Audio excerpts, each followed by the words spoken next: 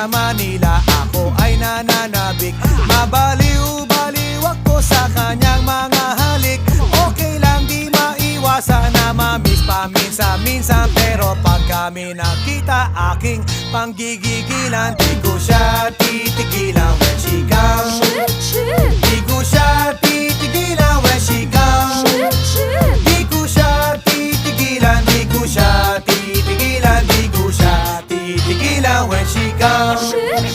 Ay ganda ng aming samahan at walang nanlalamig, mas pasama